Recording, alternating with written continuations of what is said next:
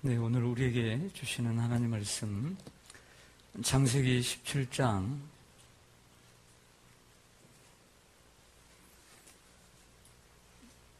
9절에서 14절 말씀 보겠습니다.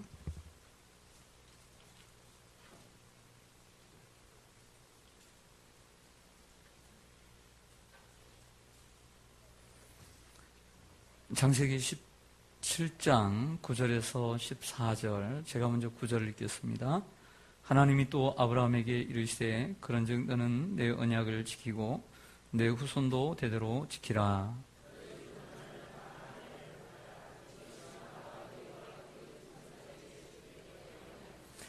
너희는 포피를 베어라. 이것이 나와 너희 사이의 언약의 표징이니라.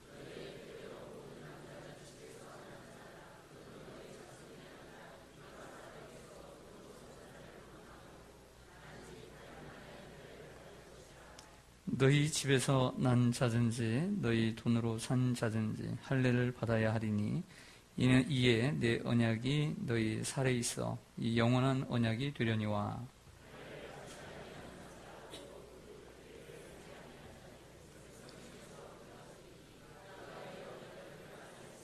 23절 제가 읽겠습니다. 이에 아브라함이 하나님이 자기에게 말씀하신 대로 이날에 그 아들 이스마엘과 집에서 태어난 모든 자와 돈으로 산 모든 자 곧 아브라함의 집사람 중 모든 남자를 데려다가 그 포피를 베었으니. 25절입니다. 그의 아들 이스마엘이 그의 포피를 벤 때는 13세였더라. 함께 읽습니다. 그 집의 모든 남자 곧 집에서 태어난 자와 돈으로 이방 사람에게서 사온 자가 다 그와 함께 할례를 받았더라. 아멘. 기도하겠습니다. 전능하신 하나님 아버지, 아브라함을 때를 따라 피곤할 때마다 지칠 때마다 또 힘을 잃을 때마다 찾아와 주신 하나님, 오늘도 주님 앞에 올라온 주의 자녀들에게 하나님 찾아와 주시기를 간절히 소망합니다. 그래서 아버지 하나님 동서남북을 바라보게 하시고 하나님의 비전을 볼 수 있는 귀한 시간이 되게 해 주옵소서. 한 주간 살면서 땅을 보며 또 사람을 보며 세상을 보며 낙심했던 저희들, 주님을 바라보며 새 힘을 얻는 귀한 복된 시간이 되게 하여 주옵소서. 이 자리에 참여하고 싶지만 주님 직장으로 또 사업으로 이 일로서 피치 못하게 이 자리를 아버지 하나님 참여하지 못한 성도들이 많이 있습니다. 그 사모하는 마음을 기억하여 주시고 하나님께서 늘 함께하여 주시옵소서. 예수님의 이름으로 기도드리옵나이다. 아멘. 네, 우리는 금요기도의 시간마다 믿음의 거장 아브라함을 따라서 순례의 길을 걸어가고 있습니다. 내일 우리 교회 집사님의 아들 결혼 예식이 부산에서 있습니다. 결혼이란 남녀가 부부가 되어 언약을 맺는 것입니다. 그렇다고 해서 결혼 예식이 부부가 되는데 꼭 필요한 것은 아닙니다. 결혼식을 하지 않아도 부부가 될 수 있습니다. 그렇다고 결혼 예식이 필요 없는 것도 아닙니다. 결혼이란 남녀가 사랑해서 하나가 되어 평생 함께 하기로 약속하는 언약을 맺는 것입니다. 내일 그 결혼 예식이 1시인데 거기 담당자하고 잠깐 통화를 했는데 12시, 1시, 2시, 1시간마다 있다 합니다. 그래서 그 웨딩 플래너가 저에게 이렇게 얘기합니다. 목사님 죄송하지만 20분 만에 예식을 맞춰주세요. 내가 가고 오는 시간이 몇 시간인데 20분 만에 맞춰달라고. 해도 너무하더라고요. 해도 너무하더라고요. 참, 이 20분 만에 결혼 예식이 몇백만 원, 몇천만 원 깨지는 결혼 예식인데 꼭 그걸 해야 결혼이 되고 꼭 그걸 해야 부부가 되겠습니까? 그렇지 않습니까? 형식에 가까울 때가 많습니다. 결혼은 부부가 하나가 되어 언약을 맺는 표시입니다. 부부가 이미 되었지만 이 예식을 통해서 언약의 증표를 삼는 것이죠. 자, 오늘 하나님께서 아브라함과 그리고 아브라함의 후손들에게 언약을 맺는 장이 17장입니다. 하나님은 아브라함과 그 후손에게 언약을 맺으셨는데 말씀으로만 언약을 맺지 않고요. 언약의 증표를 세우십니다. 바로 그것이 할례입니다. 하나님의 언약은 영원하지만 언약 백성들을 그 약속에 반응하도록 상기시킬 필요가 있었습니다. 할례는 하나님이 제정하신 의식으로 그 의식에 동참함으로 아브라함의 자손이요 하나님의 언약 백성이라는 것을 그 백성을 통해서 상기시켜주는 것입니다. 만약에 할례를 행하지 아니했다면 쉽게 잊어버립니다. 내가 하나님 백성인가? 내가 하나님의 언약을 맺었나? 모릅니다. 마찬가지로 부부도 그렇습니다. 부부가 함께 남녀가 눈이 맞아서 사랑을 하게 되면 같이 살고 싶어 하는 것이 인간의 마음입니다. 그래서 결혼을 하게 되는 거죠. 결혼을 하지 않아도 부부가 될 수 있습니다. 함께 동거하고 그리고 호적을 올리면 부부가 되는 것입니다. 하지만 호적도 올리지 않고 결혼 예식도 올리지 않고 살다 보면 내가 이 사람을 사랑할 때도 있고 또 살다 보면 사랑이 식어질 때가 있는 거예요. 그러다 보면은 그래서 잊어버려요. 내가 이 사람하고 평생 결혼한 것도 아닌데 이렇게 되는 거죠. 같이 살고는 있는데 결혼한 것도 아닌데 하면서 헤어지게 되는 경우가 있는 것입니다.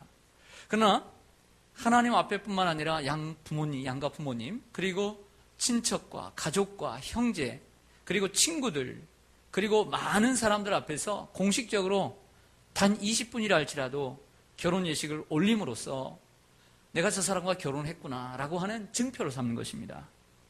그래서 그 결혼을 그리고 결혼 사진을 보면 내가 저 사람과 결혼했구나.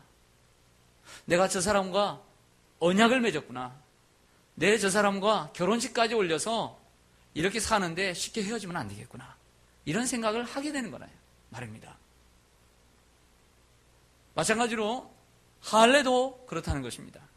하나님과의 언약이 백성들과 이루어지지만 언약의 표를 하지 않아도 됩니다. 그러나 할례를 행함으로써 내가 하나님 백성이구나. 내가 하나님과 언약을 맺었구나. 생각이 날까요, 안 날까요? 나게 되는 것이죠. 그래서 언약을 맺게 되는 것입니다. 할례를 행하게 되는 것이죠. 저는 목사 안수를 받을 때 저희 가족들과 그리고 여러 성도님들이 오셔서 축하해 주셨습니다. 목사 안수는 몰래 받는 것이 아닙니다. 그래서 목사 안수증 가져오는 것이 아니에요. 공적으로 받는 것입니다. 장로님들과 안수 집사님들 그리고 권사님들이 임직을 받을 때도 마찬가지입니다. 그 임직 받은 것을 가볍게 여기지 말아야 합니다. 그래서 디모데전서 4장 14절에 바울은 디모데에게 이렇게 편지합니다. 내 속에 있는 은사, 곧 장로의 회에서 안수받을 때의 예언을 통하여 말씀을 통하여 받은 것을 가볍게 여기지 말라. 이 모든 일에 전심전력하여 너의 성숙함을 모든 사람에게 나타나게 하라. 할렐루야. 목회를 하다 보면 힘들 때가 있습니다. 그만두고 싶을 때도 있고요. 그때를 생각하라는 거죠.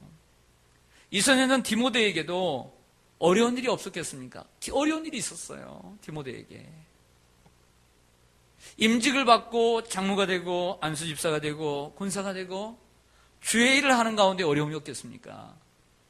칭찬이 많은 것도 아니고 무거운 짐을 지고 가야 되는데 하늘의 상급만을 바라보고 이 세상에서 자기의 것이라 생각지 않고 자기를 부인하고 자기 십자가를 걸어가는 그 길이 어찌 쉽겠습니까? 하지만 내가 주님의 몸된 교회에서 임직을 받을 때를 생각하는 것입니다. 그때 목사님께 주신 말씀을 생각하고 여러 목사님들과 장로님들에게 안수받은 것을 기억하는 것입니다. 그 의식을 생각함으로 내가 받은 것이 그저 받은 것이 아니다는 것을 깨닫는 것입니다. 그래서 쉽게 포기하지 않고 쉽게 좌절하지 않고 다시 일어나 그 사명 앞으로 나아가는 것입니다. 할렐루야. 여러분들이 세상에서 또 직장에서 누군가 앞에서 공적으로 임명을 받고 그리고 어떤 특별한 의식을 통해서 여러분들이 무엇인가가 될 수 있습니다. 그 의식이 그처럼 중요한 거라고 하는 것이죠. 할례란 요즘 이야기하면 포경수술을 의미합니다. 그러나 할례는 단순한 신체적인 표시가 아닌 하나님의 백성으로서의 영적인 표시입니다. 여기는 우리가 할례에 대한 바른 인식, 이해가 필요합니다. 왜냐하면 이 할례를 행했던 유대인들이 하나님께서 할례를 행하라고 하셨을 때 그 할례를 오해했기 때문입니다. 하나님께서 말씀하신 할례의 의미를 올바로 깨닫지 못했다는 것이죠. 우리가 생각할 때는 말도 안 되는데 왜 그렇게 생각했을까? 근데 그들이 오해했기 때문에 우리도 할례에 대한 바른 인식이 필요하다는 것입니다. 유대인들은 육체적 할례를 통해서 아브라함의 공식적인 자녀가 되는 길이라고 생각했습니다. 혈통적으로 아브라함의 자녀이고 할례를 행하게 되면 아브라함의 자손이 되는 것이고 또 할례를 행하게 되면 자동적으로 하나님의 자손이 된다고 믿었습니다. 그래서 예수님 당시에도 유대인들은 할례를 행해야만이 구원을 받는다고 생각을 했고 사도행전에도 보면 그렇게 주장했습니다. 예수를 믿고 성령을 받았음에도 불구하고 이방인들은 할례를 행해야만이 구원을 받을 수 있다.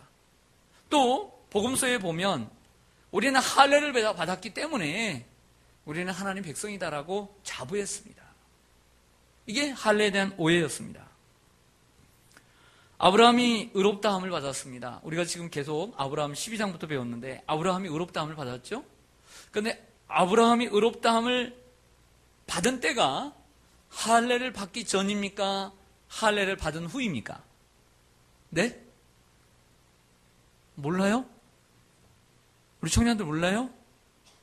네, 다시요. 아브라함이 하나님께 의롭다함을 받은 때가 할례를 받기 전입니까? 할례 받은 후입니까? 네? 받기 전이에요. 받기 전. 네.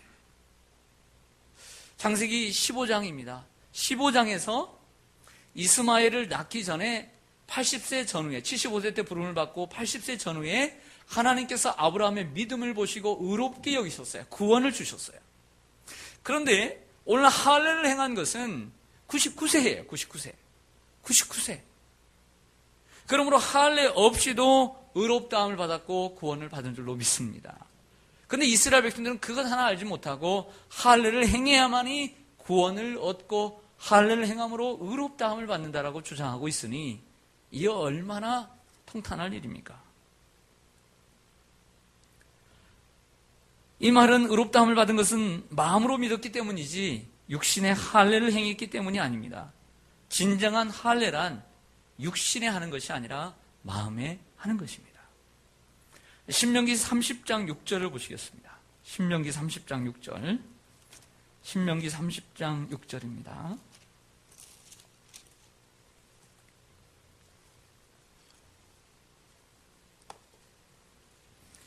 구약성경 309쪽입니다. 구약성경 309쪽. 구약시대의 모세가 한 이야기입니다. 30장 6절. 내 하나님 여호와께서 너의 무엇과 마음과 너의 자손의 무엇을 베푸사. 할렐루야. 너로 마음을 다하며 뜻을 다하여 내 하나님 여호와를 사랑하게 하사 너로 생명을 얻게 하실 것이며 라고 말씀합니다. 신약시대에 와서 이렇게 말씀하신 것이 아니라 구약시대에 율법을 받은 모세가 하는 말이 할례는 어디에 있다 하는 거냐? 할례는 마음에 있다 하는 것이다. 아브라함과 아브라함의 후손들의 마음속에 할례를 행한 것이다. 이렇게 말씀하고 있었습니다. 모세는 알고 있었습니다. 신약성경에도 마음의 할례를 받아야 함을 가르칩니다. 로마서 2장으로 가볼까요? 로마서 2장. 신약성경 241쪽입니다. 241쪽. 로마서 2장 28절 29절. 2장에 할례에 대한 말씀이 많이 나오는데 2장 28절 보겠습니다. 무릇 표면적 유대인이 유대인이 아니요 표면적 육신의 할례가 아니니라. 오직 이면적 유대인, 이면이라는 말은 내면적이라는 말입니다. 내면적 유대인이 유대인이요 할례는 어디에 할지니 마음에 할지니 영에 있고 율법 조문이란 글을 얘기하는 것입니다. 율법에 글이 있지 아니한 것이라. 그 칭찬이 사람에게서가 아니요 다만 하나님에게서니라. 아멘. 할렐루야. 바울이 말하는 요지는 그렇습니다. 진정한 하나님의 자녀 그리고 아브라함의 자손은 마음의 할례를 받아야 한다고요. 마음의 할례를 받아야 된다. 육신의 할례가 중요한 게 아니에요. 육신의 할례는 하나님의 자녀인 것을 언약을 맺었는데 그냥 맺은 것을 확인하는 작업이에요. 표시일 뿐이에요. 마치 내가 저 사람하고 결혼해서 사는데 결혼식을 꼭 올리지 않아도 되는데 부부가 되었는데 저 사람과 예식을 통해서 표시를 하는 거예요. 표시. 이게 바로 할례라고 할 수 있습니다. 결혼식만 융성하게 하고 멋들어지게 하고 아무렇게나 살면 안 되잖아요. 아브라함의 혈통과 할례가 언약 백성이 되는 조건이 아니라는 것입니다. 오직 하나님의 아들 예수 그리스도를 믿음으로 하나님의 자녀가 된다는 말씀입니다. 로마서 4장 11절을 보실까요? 로마서 4장 11절. 한 장 넘기셔서 로마서 4장 11절.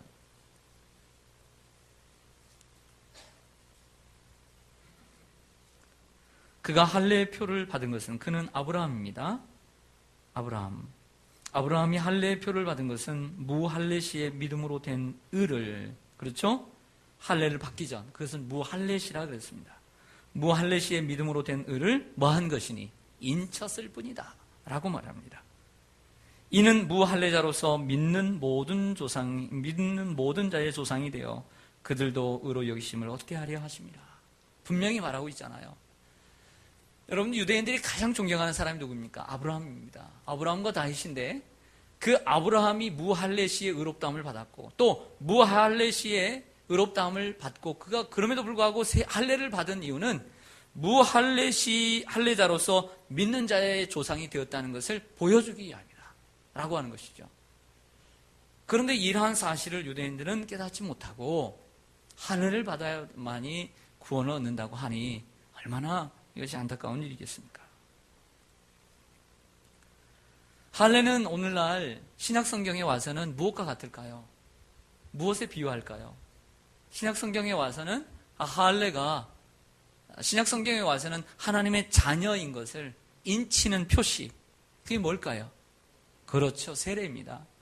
할례는 구약성경에 하나님의 백성으로서 그리고 하나님의 아버지가 되는 것을 인친 것을 할례라고 한다면 신약시대에 와서는 내가 하나님을 믿고 하나님의 자녀가 되는 것을 인치는 것, 바로 그것이 세례와 같습니다. 그럼 묻겠습니다. 세례를 받았다고 구원을 받습니까? 네? 네? 대답이 이렇게 우왕좌왕하면 안 됩니다. 다시 묻습니다. 그럼 할례를 받아야만이 구원을 받습니까? 이건 대답을 확실히 해놓고 왜 이렇게 확실히 하지 않습니까? 그러니까 신천지에 넘어가죠. 다시요. 할례를 받아야 구원을 받습니까? 그러면 세례를 받아야만이 구원을 받습니까? 아니라는 거예요. 세례는 이미 하나님의 자녀가 되었어요. 하나님의 자녀가 된 것을 믿었어요. 의롭게 된 줄로 믿습니다. 아브라함이 의롭게 된 것을 인쳤어요. 할례죠. 우리도 의롭게 되었어요. 무엇으로? 믿음으로. 구약 성경의 사람들도 할례로 구원받은 것이 아니라 오직 주님을 믿음으로 구원받는 줄로 믿습니다. 신약의 성도들도 믿음으로 구원받은 줄로 믿습니다. 그 믿은 것을 인친 것, 그것이 세례일 뿐이에요. 그러나 하나님께서 할례를 행하라고 했잖아요. 할례를 행함으로 남자의 중요한 부위 포경수술을 함으로써 그 부분 얼마나 아팠겠습니까? 그러나 그걸 통해서 상기하는 거죠. 우리가 하나님의 자녀 될 수 있습니다. 교회라는 곳을 다니면서 누가 아니면 저 바깥에서 사형리를 통해서 예수를 영접할 수 있습니다. 영접하고 한 번 영접하고 난 후에 세례라는 것도 없이 교회 생활을 한다면 사람이 뭔가 의식이 없을 것입니다. 그러나 분명하게 내가 예수 그리스도를 구주로 믿고 세례나 침례를 받음으로 내가 하나님과 사람 앞에서 공식적으로 하나님의 자녀라는 것을 인쳤단 말이에요. 그래서 그 세례나 그 침례 의식이 자기 자신에게 큰 위로가 될 뿐만 아니라 하나님과의 관계 속에 큰 사인이 되는 거예요. 증거가 되고 표시가 되고, 할렐루야. 그것 가지고 구원받는 것은 아닌데 도리어 그것으로 세례의 감격이 있는 거죠. 세례를 받음으로 구원의 감격이 있는 거죠. 김면율과 같은 것입니다. 여러분 생일을 맞이했습니다. 생일을 맞이했어요. 그 누구도 알아주지 않으면 기분이 좋아요, 안 좋아요? 좋으십니까? 생일이 됐는데 자식도 안 알아주고 남편도 안 알아주고 기분이 좋습니까? 그렇지 않죠. 생일을 왜 기억합니까? 생일이란 내가 태어나 있지만 내가 태어난 것에 대한 의미를 부여하는 것이죠. 의미 부여인 것이죠.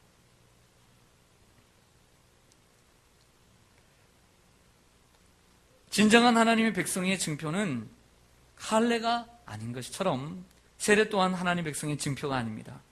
하나님 백성의 증표는 다름 아닌 하나님과 그의 아들 예수 그리스도를 믿는 것입니다.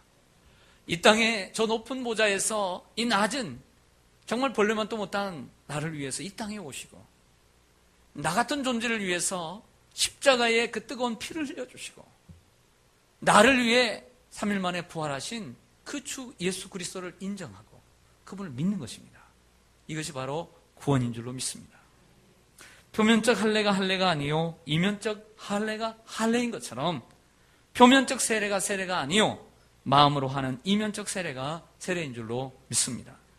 우리가 목사로, 직분자로, 교사와 또 찬양대원으로, 또 구역장과 권찰로 열심을 낸다 해서 그것이 구원과 직결이 될까요, 안 될까요? 또 대답이 또 흐지부지하는 겁니다. 다시요. 제가 목사와 직분자로, 구역장과 권찰로, 그리고 교사와 성가대원으로 여러 모양으로 주님을 위해서 열심을 내는 것이 구원과 직결이 될까요, 안 될까요? 안 되는 거죠. 구원과 직결 안 돼요. 이미 구원받은 백성으로서 하나님의 은혜에 감사하는 거죠. 외면이 내면의 본질을 보장해 주지 못합니다. 세례의 직분과 같은, 세례와 직분과 같은 외적인 타이틀, 목사라고 하는 그러한 타이틀이, 여러분들 그 직분의 타이틀이, 봉사의 타이틀이 여러분의 구원을 보장하지 않습니다. 구원이란 하나님과 그 아들 예수 그리스도를 알고 믿는 것입니다. 물질이 있고 헌금이 있습니다. 물질이 있고 헌금이 있습니다. 땀 흘려 얻은 소득을 하나님 앞에 드리되 마음 없이 드리는 것은 물질이요. 모든 것이, 내게 있는 모든 소유가 하나님으로부터 왔음을 인정하고 그분 앞에 드리는 것을 헌금이라고 말하는 것입니다. 일이 있고 봉사가 있습니다. 사람에게 잘 보이려고 하는 것은 일이요. 직분이 있기 때문에, 책임이 있기 때문에 하는 것도 일이요. 그러나 주님을 대하는 자세로, 주님을 섬기고 주님을 대하는 자세로 교회를 섬기고 성도님들을 사랑하고 섬기는 것이, 이것이 바로 봉사인 것입니다. 노래가 있고 찬양이 있습니다. 아름다운 곡조라 할지라도 은혜의 감사가 없으면 노래요. 하지만 조금 부족하더라도 하늘을 향해 올려드리는 뜨거운 가슴의 고백이라면 그것은 찬송입니다. 주문이 있고 기도가 있습니다. 유창한 기도라 할지라도 중언부언하면 주문이요. 사람에게 보이려고 하는 것도 주문입니다. 그러나 잘하든 못하든 살아계신 하나님 앞에 진심을 토하면 그것은 하늘의 문을 여는 기도가 되는 것입니다. 표면적 유대인이 아닌 이면적 유대인으로 살기를 원합니다. 육체의 할례가 아닌 마음의 할례를 하며 사는 그리스도인이 되기를 원합니다. 이 시대의 그리스도인 어떻게 살아야 되겠습니까? 마음의 할례를 하고 이면적 유대인으로 하나님 앞에 살아야 될 줄로 믿습니다. 기도하겠습니다. 하나님 아버지 은혜와 사랑을 감사드립니다. 한 주간 동안 열심히 살아온 우리 성도님들 피곤할 법도 한데 하나님이 금요기도의 시간에 하나님을 만나고 싶어서 피곤하고 지친 몸을 뒤로하고 하나님 앞에 올라왔습니다. 하나님께서 기억하여 주시고 은혜와 복을 내려 주옵소서. 원근각지에서 또 주님 버스를 타고 혹은 손수 운전을 하며 올라오신 분들도 있습니다. 그 발걸음이 더욱더 복되게 하여 주시옵소서. 하나님, 수많은 교회들이 있지만 하나님 시온산교회에 보내주시면 시온산교회를 사랑을 하고 보내주신 줄 믿습니다. 또 시온산교회에 보내주시면 하나님의 일을 나타내라고 보내주신 줄로 믿습니다. 우리 교회에 등록한 모든 분들 하나님 뿌리를 내리게 하시고 하나님 시온산교회 교인으로서 주인의식을 갖고 섬기게 하여 주시옵소서. 서로 겸손하게 하시고 서로 높이게 하여 주시옵소서. 예수님의 이름으로 기도드리옵나이다. 아멘.